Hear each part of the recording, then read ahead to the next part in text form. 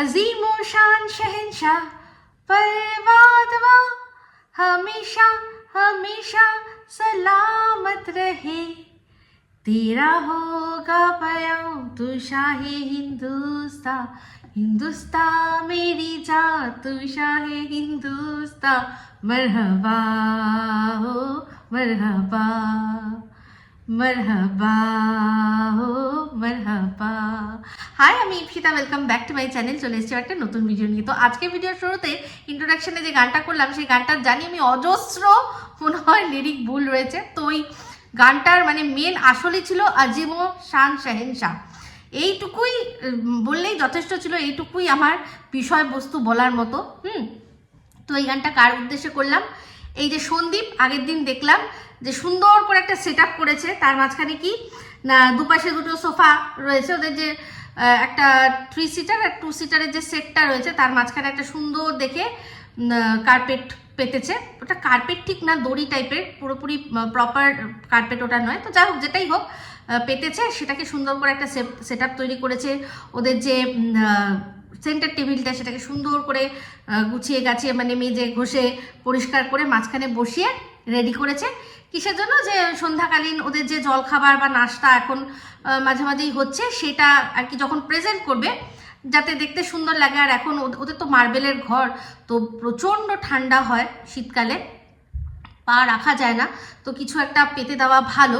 তো সেই জন্যই যেখানটা ওরা সবসময় হাঁটাচলা করবে সেটা বাচ্চাও যাতে তারও যাতে অসুবিধা না হয়, সুন্দর করে একটা সেট আপ করেছে। তো করে সেখানে ওই একদম সামনেই যে চেয়ারটা নিয়েছে সেই চেয়ারটায় বসে বলছে আমার একটু রাজা রাজা ফিল হচ্ছে। তো তাই জন্যই গানটা ওর উদ্দেশ্যে করলাম, আজিম ও শান শহনশাহ। তো যাই হোক, ভালো কথা, রাজা খুব ভালো। তো সেই রাজাকে নিয়েই বেশ কিছু কথা বলবো। ও নিজের ঘরে নিজের রাজা, আমরা সবাই রাজা, তো নিজের ঘরে নিজে ও রাজা। তো ওই ভিডিওটাও দেখলাম, পরের ভিডিওটাও দেখলাম, এমনি সবকটাই ভিডিও দেখেছি। তো সেই নিয়ে বেশ কিছু কথা বলবো বলেই ভাবলাম এই গানটা শুরু করি। তো প্রথমে বলছিল যে কেমন লাগছে বলো ওই সেট আপটা, নতুন যে কভার করেছে সেটা আর পুরো সেট আপটা সব দিক দিয়ে বলছে দেখতে বেশ ভালোই লাগছিল। তো ওখানে আবার দেখলাম ওই জায়গাটাই ওরা বেছে নিয়েছে একটা গেম শো খেলার জন্য। তো ওই জায়গাটার মধ্যেই বেশ সুন্দর কন্টেন্ট ক্রিয়েট করার জন্য ওদের একটা কর্নার তৈরি হয়েছে, যেটা দেখতে খুবই ভালো লাগছে। তো চলে আসি সেই নিয়ে। তো আলুর চপ নিয়ে, চপে চুলের কথা তো বলেই দিয়েছি। তো আজকে একটা ভিডিও দেখলাম, সেটা কি না এই দালাল করেছে, তো সেইটা নিয়েও বেশ কিছু কথা বলবো। তার আগে শোনাবো একটা গল্প হলেও সত্যি। তো একটা গল্প, একটা ঘটনা, আপনারা জানি না কজন দেখেছেন, একটা সিরিজও মনে হয় এটা নিয়ে হয়েছে, কিলার স্যুপ। তো সেখানে যে ঘটনাটা দেখিয়েছে সেই ঘটনাটা যতই ঘটনা বা গল্প বলা হোক, ওটা অ্যাকচুয়ালি সত্যিকারের ঘটনা। দক্ষিণ ভারতে কোনো এক জায়গায় হয়েছিল, যেখানে এক সুখী দম্পতি, যার মানে পুরোপুরি সব দিক দিয়েই সুখী, এক ছেলে এক মেয়ে, পারফেক্ট, মানে ভরাপুরা সংসার।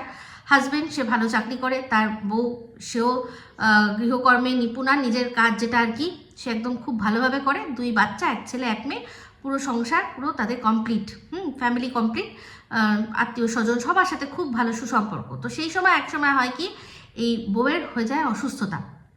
এই গল্পটা পুরো সুন্দরভাবে আপনারা ইউটিউবেও পাবেন, কিলার স্যুপ বলে ইনসিডেন্ট বলে আপনারা সার্চ করবেন। তো সেখানে বউটির হয়ে যায় ব্যাক পেন, তারপর তাকে নিয়ে যাওয়া হয় ফিজিওথেরাপিস্টের কাছে। তো প্রথম কয়েকদিন হাজব্যান্ড নিয়ে যেত ফিজিওথেরাপি করাতে, কিন্তু পরবর্তীকালে তার কাজের টাইমিংটা ম্যাচ করছিল না বলে কি হয়েছে, সে আর যায়নি, তার বউ একাই যেত ফিজিওথেরাপি নিতে। তো সেই ফিজিওথেরাপি নিতে সেই ফিজিওথেরাপিস্টের সাথে প্রচণ্ড ভালোবাসাবাসি হয়ে যায়, মানে সে পরকীয়ায় জড়িয়ে যায়। সে কিন্তু ফিজিওথেরাপি যে ছেলেটি, যে পুরুষটি, তার সাথে তো এতটাই তাদের মধ্যে সম্পর্ক গভীর হয়ে যায় সব দিক দিয়ে, মানে সমস্ত দিক দিয়ে। তারা এবার ঠিক করে যে তারা একে অপরকে ছেড়ে থাকতে পারবে না। তো সবচেয়ে ইজিয়েস্ট ওয়ে কি, যে বউটা ডিভোর্স নিয়ে সে আবার এই ফিজিওথেরাপিস্টের সাথে সে নতুন করে সংসার বাঁধে। কিন্তু বাদ সাধে এক জায়গায় যে এদের তো সম্পর্ক, মানে এদের যে দাম্পত্য একদম পারফেক্ট দাম্পত্য, তাহলে ও কি বলে এই ডিভোর্সটা নেবে? তো আর যদি ডিভোর্স ও এমনি বলে যে না আমি থাকতে চাই না ওর সাথে, আমার ডিভোর্স চাই, তাহলে সেক্ষেত্রে কী হবে? সেক্ষেত্রে বরের পুরো সম্পত্তি থেকে তাকে হাত ধুতে হবে, সে আর সম্পত্তিতে কোনো রকম কোনো ক্লেম করতে পারবে না। তখনই হয় একটা খুরাফাতি আইডিয়া চলে আসে, একটা প্ল্যান করে।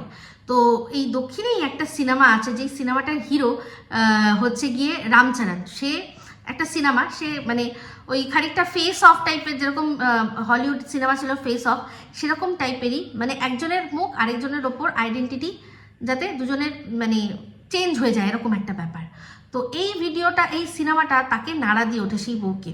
সে এই সিনেমাটা 20 থেকে 25 বার সে দেখে, তার যে ফিজিওথেরাপিস্ট আশিক তাকেও দেখায়, দিয়ে ওরা একটা আইডিয়া মানে দুজনে মিলে একটা প্ল্যান করে কিভাবে যে এই ফিজিওথেরাপিস্ট যে আছে সে তার এই বউটির বরের জায়গাটা নিয়ে নেবে। সেই জন্য বউটি বরটিকে ভালো করে মানে তার এই ফিজিওথেরাপিস্ট আশিককে ভালো করে সব শেখাতে থাকে, তার বর কিভাবে কথা বলে, কি করে না করে, কি ধরনের সমস্ত কিছু, তার কাজ সম্পর্কে, তার বন্ধু বান্ধব সম্পর্কে সমস্ত তাকে শেখাতে থাকে, কিভাবে ও ওঠে বসে, তার আদব কায়দা, তার চেহারা কোথায় কি আছে সমস্ত তাকে মানে সমস্ত পুরো, যাতে ওর জীবনের সমস্তটা ও জানে আর সেই অনুযায়ী সে চলতে পারে, সেরকমভাবে ট্রেনিং দিতে থাকে।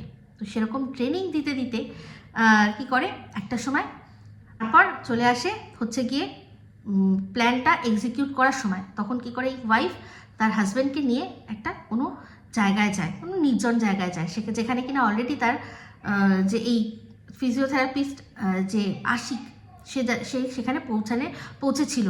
সে তখন কি করে, এরা দুজনে মিলে ওই হাজব্যান্ডকে খতম করে পুরো মানে জ্বালিয়ে, যাতে কোনো রকমভাবে মানে কোনোভাবে স্ট্রেস না পাওয়া যায়, তাতে পুরো পুড়িয়ে দিয়ে তারপর তাকে মাটিতে চাপা দিয়ে সব ব্যবস্থা করে এইবার চলে আসে প্ল্যান, মানে এই যে প্ল্যানটা তার সেকেন্ড পার্টটা। হাজব্যান্ড সরে গেল, তো হাজব্যান্ডের জায়গায় কি করে এবার এই ফিজিওথেরাপিস্ট লোকটাকে বসাবে, এটা হচ্ছে মস্ত বড় ব্যাপার। তো সেজন্য কি করে, তার মুখটাকে কোনোভাবে নষ্ট করে দিতে হবে, আর তার জন্য অ্যাসিডের ব্যবহার। তো যাই হোক, যে ফিজিওথেরাপিস্ট আশিক সে তো প্রথমে রাজি হচ্ছিল না, যে স্বাভাবিক সে কেউ সুস্থ সবল মানুষ কি পারে নিজেকে এরকমভাবে তার মুখ নষ্ট হয়ে যাবে, কষ্ট তো হবে না। তো যাই হোক, কোনোভাবে তাকে রাজি করানো হয়, আর সত্যি তার চেহারা পুরো নষ্ট হয়ে যায়। আর সেই মতো অবস্থায় ওয়াইফ যায় হাজব্যান্ডকে নিয়ে, মানে এই ফিজিওথেরাপিস্টকে নিজের হাজব্যান্ড মানে পরিচয় দিয়ে ভর্তি করায় হসপিটালে। সবাই ঠিকই চলছিল, সব ঠিক চলছিল, কেউ বুঝতে পারেনি, ওর মতো রকমভাবেই চলছিল। কিন্তু এরা ধরাও পড়ে খুব সিলি একটা বিষয় দিয়ে। কীভাবে বলুন তো, কি কিলার স্যুপ যেটা বলছিলাম, একটা স্যুপ, মাটন স্যুপ। তো এই যে হাজব্যান্ড সে মাটন স্যুপ খেতে খুব ভালোবাসতো, মানে খেত। আর এই এক সময় এরকম হয়, তার ভাই আর কি মাটন স্যুপ দিয়েছে। এই যে ভাই সে যে রয়েছে, যে কিনা আসলে এই ফিজিওথেরাপিস্ট আশিক, সে মাটন স্যুপটা খায় না, খেতে একদম মানে সাফ মানা করে দেয়। আর তার থেকেই খুব সন্দেহ হয় এই যে ভদ্রলোক মারা গেছে হাজব্যান্ড তার মানে ভাইয়ের, যে আমার ভাই মাটন স্যুপ খাবে না, এটা হতেই পারে না, যে কোনো কারণে এটা হতেই পারে না। তখন সে পুলিশের সাথে যোগাযোগ করে ফিঙ্গারপ্রিন্টস নেওয়া হয়। আর ফিঙ্গারপ্রিন্টস আর না হতেই সেটা মিসম্যাচ হয়, সব কিছু গোপনে হয়। তখনই বোঝা যায় যে এ আসলে যাকে আর কি ওই এতদিন ধরে তাদের ভাই ভাবছিল সে নয়। তো বউটি গল্প ফেঁদেছিল এটাই, যে আমরা ঘুরতে গেছিলাম, কিছু মানুষ এসে আমাদের লুটপাট করে সব জিনিসপত্র নিয়ে নিয়েছে, আমার হাজব্যান্ডের পুরো মুখ নষ্ট করে দিয়েছে, এই গল্প ফেঁদেছিল। তো সবাই মোটামুটি বিশ্বাস করে নিয়েছিল, কিন্তু এই স্যুপটা যে খেতে ডিনাই করলো তাতেই সন্দেহ হলো আর ধরা পড়ে গেল। ঠিক আছে, নাহলে কিন্তু এ পুরোপুরি এই হাজব্যান্ডের জায়গাটা নিয়ে নিচ্ছিল। তো অ্যাকচুয়ালি ওই ফিজিওথেরাপিস্ট যে ছিল সে ছিল ভেজিটেরিয়ান, তাই জন্য সে মাটন স্যুপটা খায়নি। তো এই বউটা সব কিছু তাকে শিখিয়েছে। যদি এই জিনিসটা শেখাতো যে ও কিন্তু এই স্যুপটা খেতে ভালোবাসে, কোনোভাবে তুমি যে আর কি নিজের মুখ জ্বালিয়ে নিচ্ছে, সে একটু মাছ মাংস কিনতে পারবে না, সেটা তো তার কাছে কোনো ব্যাপারই ছিল না। কষ্ট করে হলেও, ওষুধ ভেবে হলেও তাকে খেয়ে নেওয়া, সে খেয়ে নিত, কিন্তু তাকে তো এটা বলেই নি। কারণ একটা জিনিস জানবেন, যে কোনোভাবেই কোনো পারফেক্ট ক্রাইম বলে যে শব্দটা না, সেটা নেই। কোনো না কোনো মানুষ ক্লু ছেড়েই যায়, তো ধরা পড়ারই ছিল, তাই ধরা পড়েছে। তো আজকে এই গল্পটা আপনাদের সাথে কেন শেয়ার করলাম বলুন তো, কারণ আজকে দেখলাম যে এই যে দাড়ি নিয়ে অনেক দিন অনেক কথা হচ্ছে সেখানে, অনেকে অনেক কমেন্ট করেছে। তো আমাদের শ্রেয়া কুণ্ডু আমাদের সবার খুব প্রিয় একজন ভিউয়ার, সে আজকে খুব সুন্দর একটা কমেন্ট করেছে শিলা দেবীর উদ্দেশ্যে, যে কাকিমা তুমি তো অনেক ভোরে ওঠো, তুমি এক কাজ করবে, দাদার না দাড়িটা একটুখানি চেঁচে দেবে। এবার একটুখানি চাচলে পুরোটাই কামাতে হবে, তো দাড়িটা তুমি চেঁচে দিও। তো এই যে কথাটা বলেছে সেখানে দেখলাম ও লাভ রিয়াক্টও দিয়েছে সন্দীপ, আর তার উপর হাসিও মানে হেসেছে। তো এটা বেশ মজা লেগেছে, এটা এই কমেন্টটা অনেকে খুব ভালোবেসেছে। তো এই গল্পর সাথে কোথায় রিলেট করতে পারছি সেটা বলছি। অনেকেই সন্দীপকে বলেছে যে তোমাকে তো এখন পুরো মনে হয় ওই সোনু আতপাগলা, তুমি যাকে আতপাগলা বলো সোনু, তোমাকে তো পুরো ওই রকম লাগে, ওই রকম সেম তুমিও সেজে রয়েছো, মানে দূর থেকে বা পেছন থেকে পাশাপাশি কেউ দেখলে বুঝতেও পারবে না। তো যাই হোক, আর এই যে যার কথা বলছে সন্দীপ, যার সম্পর্কে বলেছে যে সন্দীপ তার সাথে ফোনে কথা বলেছে, আমরা জানি যে সে দেখাও করেছে ওই একটা রেস্টুরেন্টে না ক্যাফে, যাই হোক সেখানে গিয়ে দেখাও করেছে। তো সেক্ষেত্রে এই সেও কিন্তু ফিজিওথেরাপিস্ট, তো সেও যে এই কিলার স্যুটটা দেখেনি এরকম কি মানে আছে, তাই না? তো যার সম্পর্কে এরকম কথাবার্তা হচ্ছে, এখন এই যে ঘটনাটা ঘটেছে সেটা তো সত্যি একজন মহিলা, আমাদের ভারতীয় একজন মহিলা, সে তার প্রেমিককে নিয়ে এরকম ঘটনা ঘটিয়েছে, তার মাথায় এইরকম থিঙ্কিং এসছে যে একটা সিনেমাকে কপি করে এরকম যদি করা যায়। তো এরকম কত শত মহিলা যে আমাদের মধ্যে লুকিয়ে রয়েছে আমরা নিজেরাই জানি না। তো এরকম হতেই পারে। তো তাই জন্য সন্দীপকে সাবধান করে দিচ্ছি যে বাই চান্স যদি কোথাও ডাকে, খুব সাবধান, কেউ যদি ডাকে দেখা করার জন্য, বোন একটুখানি হেল্প করে দাও, তোমার সাথে কথা বলেছিলাম তখন তুমি হেল্প করে দিয়েছিলে, আমাকে শিখিয়ে দিয়েছিলে, বা হ্যাঁ বলেছিলে যে কীভাবে চ্যানেল খুলতে হয়, যেগুলো কিনা ও দাবি করেছে, সেই অনুযায়ী যদি সেটা সত্যি হয়, তাই বলছি ফোনে কথা হয়েছে এটা তো স্বাভাবিক, আর মানে এটা তো সত্যি, আর 1 ঘন্টা ধরে কথা হয়েছে, নিশ্চয়ই কিছু বোঝানোর কিছু শেখানোর চেষ্টাও করেছে, তো সেই জন্যই কথাটা বললাম। তো সেই জন্যই বলছি যে এও সেই ফিজিওথেরাপিস্ট, ওকে ওই ক্ষেত্রে ছেলেটা ফিজিওথেরাপিস্ট ছিল, মহিলাটা ছিল গৃহবধূ। এখানে যে আর কি যার সম্পর্কে কথা হচ্ছে সে কিন্তু ফিজিওথেরাপিস্ট। তো সেই ফিজিওথেরাপিস্টের মানে ফেক হোক আর যাই হোক, অনেকদিন এই লাইনে থাকতে থাকতে দেখতে দেখতেও মানুষ অনেক কিছু শিখে যায়। তো সেখানে যোগা টোগা যেগুলো করছে, অনেকে বলছে যে ঠিকঠাক করছে, অনেকে বলছে ভুল করছে। তো তাই জন্যই আজকে এই কোথা থেকে যেন এই জিনিসগুলো সব একই রকম লাগছিল বলেই কথাটা শেয়ার করলাম, যেহেতু সবাই বলে যে তোমাকে তো দূর থেকে মনে হয় সোনু, তাই না? তো সেই জন্যই বলছি যে এই ধরনের গল্প, এই ধরনের জিনিস আমাদের সমাজে হয়। তো যাই হোক, চলে আসি আজকে। দেখলাম এই দালাল তো মানে কি বলবো, দালাল আজকে আবারও ওর ভিডিওর মধ্যে, আজকে না আমি আজকে দেখেছি বলে আজকে বলছি, মনে হয় ভিডিওটা আজকে 2 দিন আগে দিয়েছে মেবি। তো যেখানে ওই শাখা বাঁধানোর কথা বলছিল, ওই টাইটেলটা থাম্বনেল ছিল, সেখানে আবারও সেই বন্ডিংয়ের কথা বলছে সন্দীপের বাবা আর সন্দীপের মায়ের মধ্যে। তো ওর আর ওর বরের মধ্যে বন্ডিং কোথায় দেখা যায়? রীতিমতো সারাক্ষণ কমপ্লেন করে। আজকে ওর ব্লগ ভিডিও আমি একটুখানি দেখছিলাম, সেখানেও কমপ্লেন দেখছিলাম, বলছিল যে আমি আমার বরের পছন্দের সব খাবার খাই, রান্নাও করি, কিন্তু আমি যখন আমার পছন্দের একটা খাবার আমি রান্না করি ও কিন্তু খায় না, তার জন্য বাহানা দেয়। আজকে বাহানা দিয়েছে কি না, আলুটা ঠিকমতো শক্ত ছিল, সিদ্ধ হয়নি। তো ও বললো যে হ্যাঁ ঠিকই বলেছে, শক্ত ছিল, সিদ্ধ হয়নি। তো এটা একটা গ্রেট এক্সকিউজ। তাছাড়াও এক্সকিউজ দেখিয়ে ওর পছন্দের জিনিস খায় না। তাহলে এখানের থেকে আমরা কোথায় বন্ডিং দেখতে পেলাম? আমরা তো যদি দেখতাম যে স্বামীও স্ত্রীর পছন্দের খাবার খাচ্ছে, তবে না আমরা বুঝতাম যে ভেতরে ভালোবাসা রয়েছে।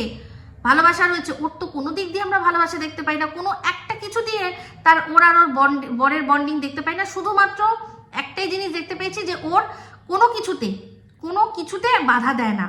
ও যা করে, যেটা করে, যত নোংরামিই হোক না কেন, সেটা মানে ভিডিওর এপার থেকে বসে সেখানে বাধা দেয় না। সে বাচ্চাদের ডিএনএ কার সেটা জিজ্ঞাসা করা থেকে শুরু করে, কোনো বাচ্চার জন্ম পরিচয় নিয়ে কথা বলা থেকে শুরু করে কোনো কিছুতে বাধা দেয় না ভিডিওর মধ্যে। আর এখন দেখতে পাচ্ছি যে রাত কাটাতেও বাইরে বাধা দেয় না। তো হাজব্যান্ড ওয়াইফ বন্ডিং বোঝানোর জন্য হাজব্যান্ডকে বউকে বাইরে রাত কাটাতে দিতে হবে, তাহলে বোঝা যাবে যে হাজব্যান্ড ওয়াইফের মধ্যে বন্ডিং আছে। বাদ বাকি নাকি বোঝানো যায় না। তো ওর ক্ষেত্রেই বা এই ছোটোখাটো জিনিসে আমরা কোথায় দেখতে পাচ্ছি যে বন্ডিং আছে, তাই না? যাই হোক, আরও একটা প্রসঙ্গ টানলো, সেটা কি যে এই যে 2 দিন আগে সন্দীপের বাবাকে বলছিল যে তুমি তো ছেলেকে নিয়ে যাবে, মেলাতে ওই যেখানে গান হচ্ছে সেখানে ফুচকা টুচকা অনেক কিছু বসেছে, তোর সাথে করে টাকা নিয়ে যেও, ঠিক আছে? তো সেক্ষেত্রে বলছে যে এই যে বুঝতে পারছো যে টাকার জন্য ছেলের কাছে এরা সবাই মুখাপেক্ষি, টাকার জন্য ছেলের মুখাপেক্ষি। সেই জন্যই মা কি করে না ছেলেকে হেল্প করে, ছেলে যখন রান্না করে তখন হেল্প করে, কিন্তু বর যখন রান্না করতে আসলো একদিন তখন হেল্প করে না। আর সেক্ষেত্রে আবার বলেছিল যে সেই যে ভদ্রলোক ওদের সন্দীপদের আত্মীয়, যে কিনা শিরা দেবীর কাকা, সম্পর্কের কাকা, সেই কাকা যখন এসেছিল তখন কিন্তু কাকাকে হেল্প করেছিল, কিন্তু নিজের হাজব্যান্ডকে হেল্প করে না। আমি আগেও বলেছি, আজকেও বলছি যে কেউ যদি হেল্পের বিষয় খুদ ধরে বা সেখানে যদি নিজের মতোই পারফেক্ট চায় যে আমাকে পারফেক্টলি হেল্প করতে হবে, তাহলে সেরকম মানুষকে কেউই হেল্প করতে সচরাচর সাহস পায় না। কারণ আমি হেল্প করব, তুমি সেখানে আমাকে যে এত মিহি হয়নি, আরও মিহি দরকার ছিল, বা বেশি মিহি হয়ে গেছে, এত মিহি কেন করেছো, এইগুলো যদি করা হয় সেক্ষেত্রে হেল্পের ক্ষেত্রে কিন্তু সেটা কোনো মানুষেরই সহ্য হবে না। আমি তোমাকে হেল্পও করব, তুমি আবার আমাকে আমার খুঁতও ধরবে, এটা কিন্তু সম্ভব নয়। সেই জন্যই হয়তো আনবানটা হয়েছিল। তো যাই হোক, বলছে যে টাকার জন্য নাকি মুখাপেক্ষী। তো অ্যাকচুয়ালি এর আগেও আমরা হাজারবার দেখেছি যে সন্দীপের বাবা যখন বাজার করতে গেছে, এই যে যখন বাজার করতে যায় অনেক কিছুই নিয়ে আসে, তখন কি সন্দীপ দেখায় আমাদের যে এই যে বাবাকে আমি টাকাটা দিলাম? সন্দীপ কথাটা বলেছে এটাই যে আমি বাবাকে বললাম যে তুমি টাকা সাথে করে নিয়ে যাও, কারণ এরকম অনেক জায়গা হয় যেখানে আমরা জানি না, যে মনে করি যে দূর এখানে যাব, এই তো এখান থেকে নিচে যাচ্ছি, টাকা পয়সা কি দরকার নেই। কিন্তু যদি আমি জানি যে নিচে আমাদের ওখানে কোনো কার্নিভেল হচ্ছে, সেখানে অনেক স্টল বসেছে, আমি দেখিনি, আমার বর যদি বলে যে নিচে যাচ্ছ আজকে কিন্তু ওখানে কার্নিভেল হচ্ছে, অনেক খাবার দাবারের জিনিস রয়েছে, যদি মনে হয় সাথে করে টাকা নিয়ে যাও, নিয়ে গিয়ে খেও। তো এটা হচ্ছে আসল বিষয়, কারণ টাকা থাকে, সবার কাছেই টাকা থাকে, টাকার প্রসঙ্গটা নয়, প্রসঙ্গটা এটা যে টাকাটা নিয়ে কোথায় যেতে হবে। উনি যদি মনে করেন যে যাব আমি বাইকে করে বাচ্চাকে ওখানে ছেড়ে দিয়ে চলে আসবো, উনি তো জানেনই না যে ওখানে কত স্টল বসেছে, ওখানে ফুচকা পাওয়া যাচ্ছে না কি পাওয়া যাচ্ছে। সেই জন্যই শুধু এটা বলে দেওয়া যে তুমি সাথে করে টাকাটা নিয়ে যাও, কারণ যদি বাই চান্স বাচ্চা ওখানে বায়না করে দেখে, যেটা কিনা খুবই স্বাভাবিক, তাহলে সে খাওয়াতে পারবে না। তার কাছে যদি মানি ব্যাগটাই না নিয়ে যায়, যদি নাই জানে, এই সিম্পল জিনিসটা বলেছে। আর সেটাকেই কি করতে হবে, তো গাধি ঘুলিয়ে ঘুলিয়ে জল খাওয়াতে হবে মানুষকে, যেখানে কিনা নিজের মানে হাজার জিনিস খায়, কিনে দামি দামি জিনিস খায়, তার বরকে একটা ফোঁটাও দেয় না। যে কিনা যদি মনে হয় যে আমি আজকে বিরিয়ানি খাবো, সে ডিনারে হাজব্যান্ডের সাথে বসে খেতে পারে, কিন্তু সেটা করে না, সে তখনই খায় লাঞ্চে যখন তার বর নেই। এইগুলো দেখে আমরা বন্ডিং বুঝবো, বুঝতে পেরেছেন? এগুলো দেখে আমরা বন্ডিং বুঝবো যে স্ত্রী তার বিরিয়ানি খেতে হয়েছে, সে একটা বেলা মানে জাস্ট নিজেকে আটকে রাখতে পারলো না যে পরের বেলা আমি আমার বরের সাথে খাবো। সে কি করলো, যে উল্টে এক প্লেট বাঁচানোর জন্য সে খেলো হচ্ছে লাঞ্চে, আর যেটুকু বাকি রইলো উচ্ছিষ্ট সেটা আবার রেখে দিল, যে আসুক উচ্ছিষ্ট যেরকম আমরা রেখে দিই আমাদের বাড়ির আশেপাশে যেগুলো থাকে তাদের জন্য, সেই রকম রেখে দিল যাতে সে খেতে পারে। ভাবতে পারেন, এগুলো দেখে আমরা বন্ডিং বুঝবো।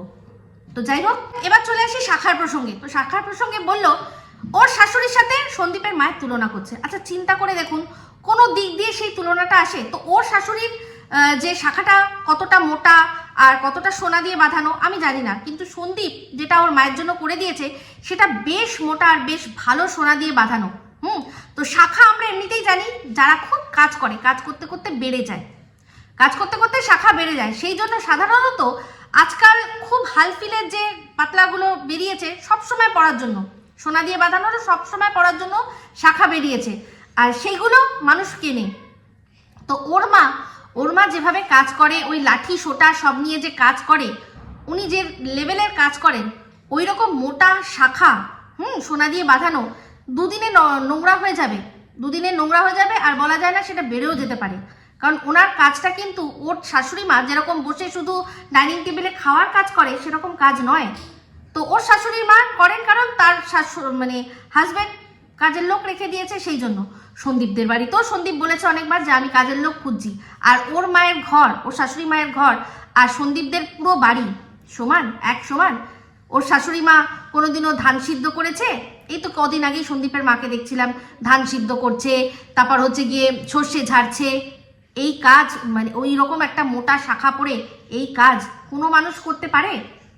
তো ওর মা যখন এইসব কাজগুলো থেকে রিটায়ারমেন্ট নেবে তখন না হয় পড়বে। আর তার উপর যখন কোনো অনুষ্ঠান বাড়ি, সেরকম যখন অনুষ্ঠান বাড়ি হবে যেখানে আরো 5টা মানুষ আসবে, এগুলো তো এইসব সোনার জিনিস মানুষ করে কি, তাদের জমিদাররা যত বেশি সোনা তাদের মানে বউদের পড়াতো, নিজেদের প্রভাব প্রতিপত্তি আর তাদের যে স্টেটাস, তাদের কত টাকা পয়সা সেটা বোঝানোর জন্য, যে আমার বউকে দেখে বুঝে নাও যে আমার কত প্রতিপত্তি। তো সেটা দেখানোর জন্য জায়গাটাকে রোজকার দিনে পড়ে না, কোনো বিয়ে বাড়ি কোনো অনুষ্ঠান বাড়ি হয় তখন যখন প্রসঙ্গ উঠলো তখন বলি, যখন সুযোগ যখন ও সামনের দিকে করে দিল তখন তো বলতেই হয়, তাই না? তো এই যে দালাল, তার শাশুড়ি মা যে শাখা বাঁধানোটা পড়ে সেটা তার হাজবেন্ড করে দিয়েছে, তার হাজবেন্ড করে দিয়েছে, তাই না? তার হাজবেন্ডের পয়সায় সে পড়ছে। আর শিলা দেবী যে শাখা বাঁধানোটা পড়ছে সেটা তার ছেলে তাকে করে দিয়েছে।